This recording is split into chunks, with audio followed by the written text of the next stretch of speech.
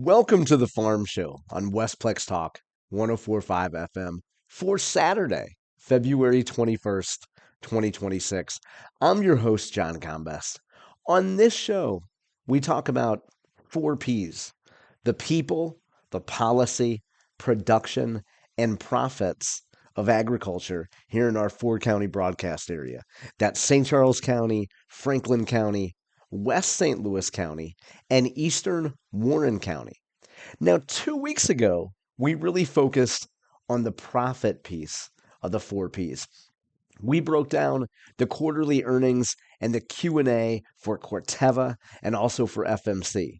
Last week, we focused on production, primarily the three major herbicide tolerant, that was Freudian, the three major herbicide tolerant systems in our area: 2,4-D tolerance, dicamba tolerance, glyphosate tolerance, and I just gave it away. This week, we're going to focus, it was almost as if the glyphosate ghost, the ghost of glyphosate, was reaching out and saying, don't you forget about me.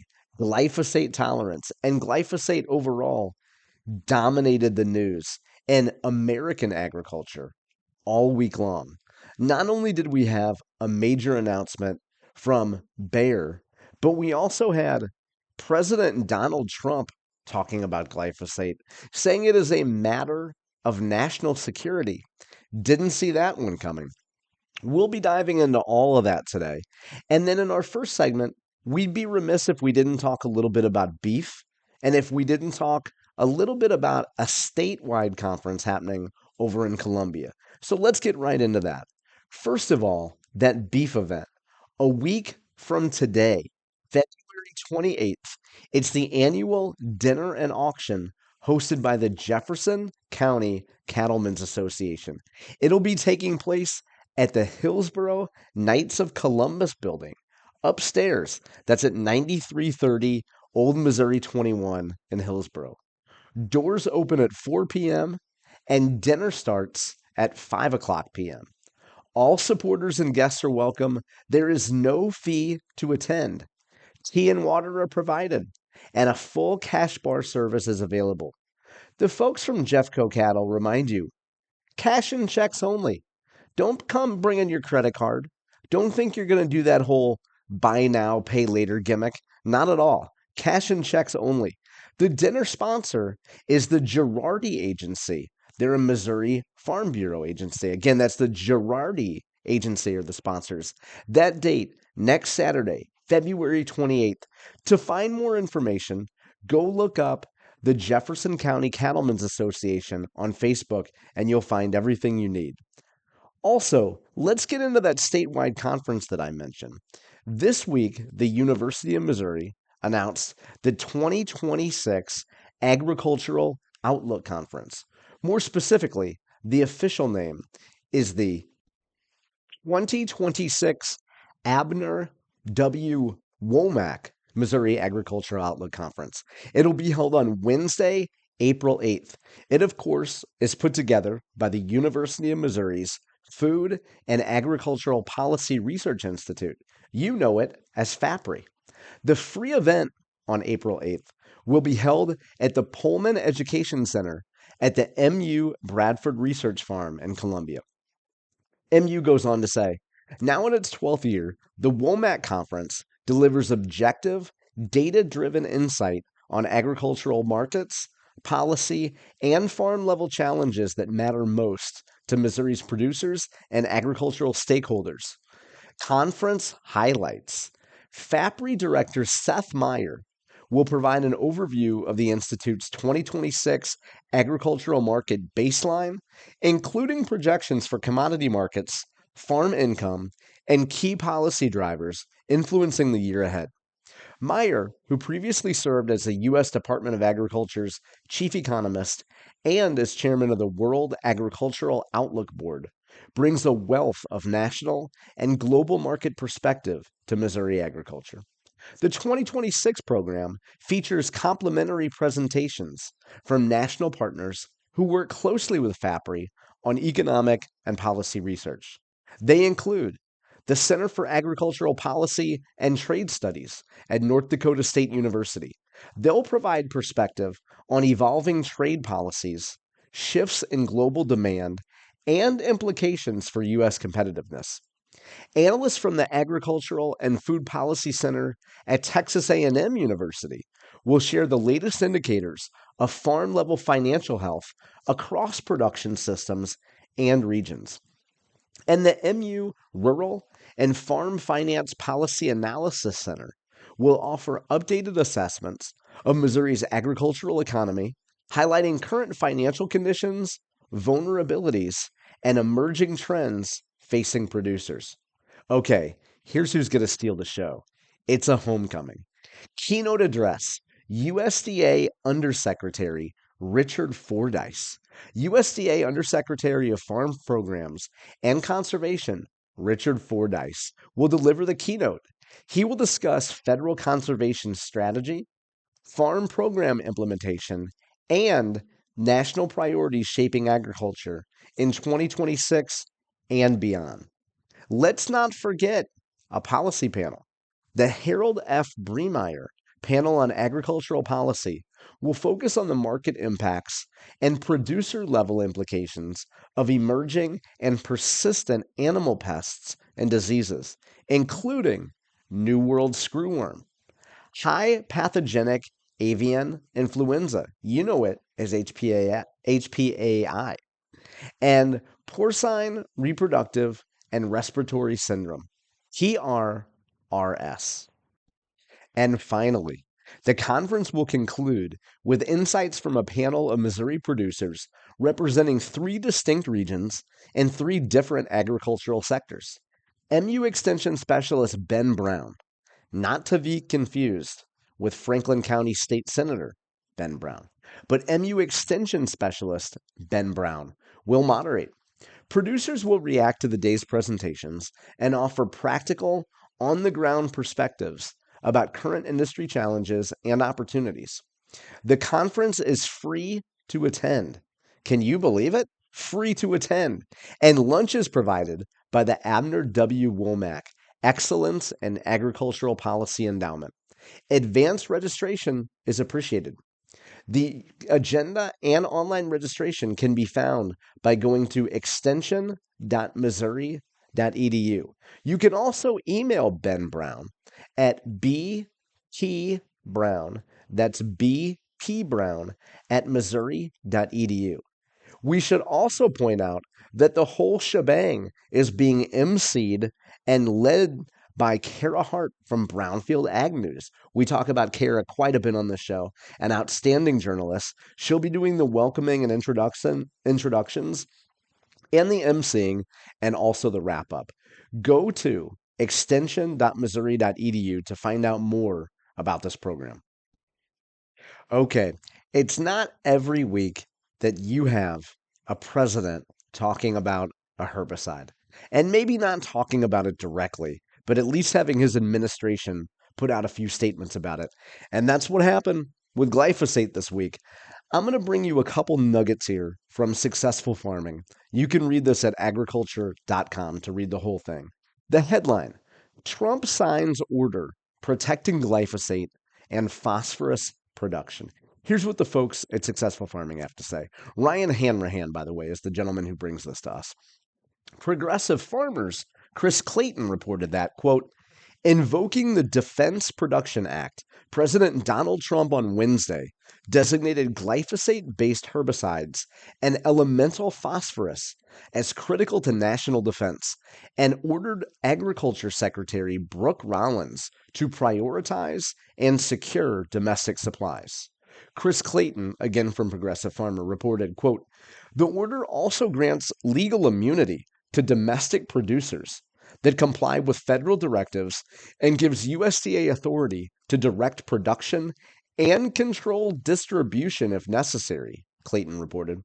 Citing the Defense Production Act, Trump declared phosphorus and glyphosate products are essential not only for agriculture, but also for military readiness as well. The threat of scarcity for either phosphorus or glyphosate would leave the U.S. vulnerable.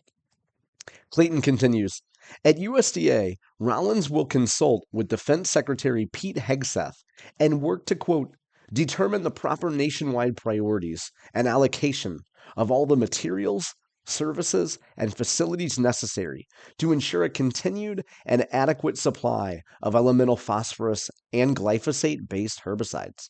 Rollins will issue the rules and orders necessary to implement the order. Clayton continues, the order also tells Rollins to protect domestic suppliers from going out of business, but also shielding those companies from regulatory or financial pressures. Rollins also should ensure any rule or regulation, quote, does not place the corporate viability of any domestic producer or elemental phosphorus or glyphosate-based herbicides at risk, end of quote.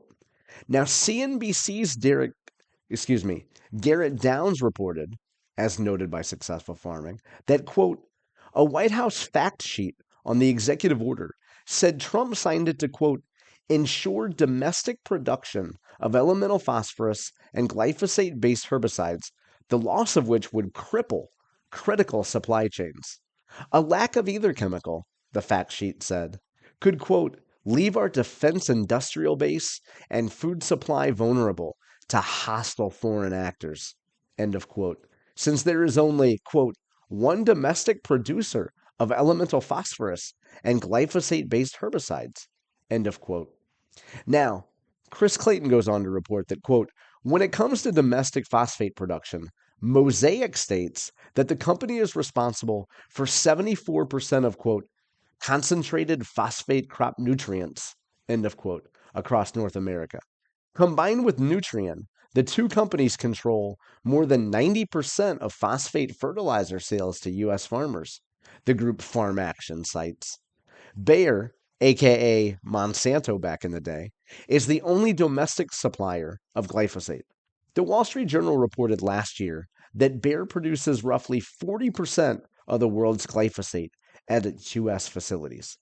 Now, we're going to get into plenty about Bayer's statement on glyphosate in B block.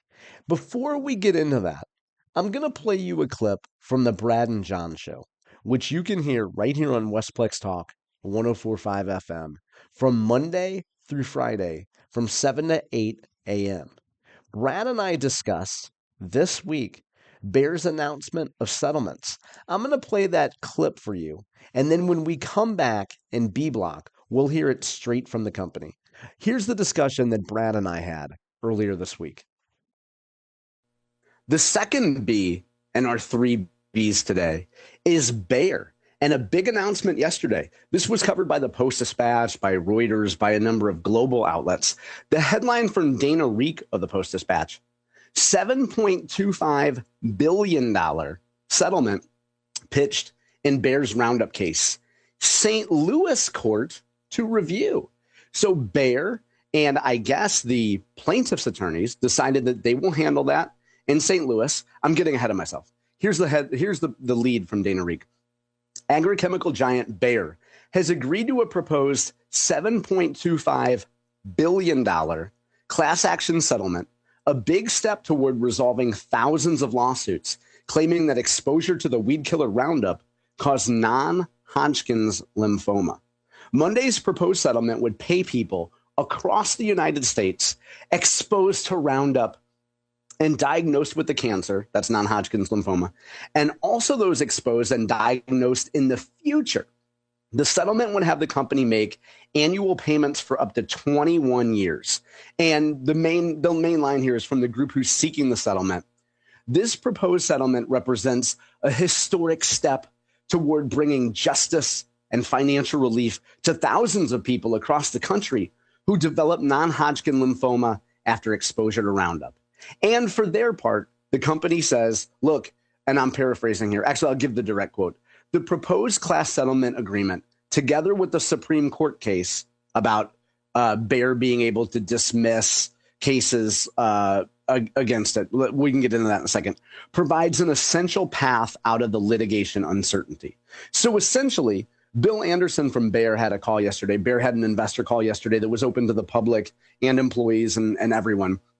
And they're essentially saying, look, I'm paraphrasing here, we're going to take a big hit with this, but at least we'll have some certainty about everybody that's claiming health damages from our products, and we'll be able to move forward.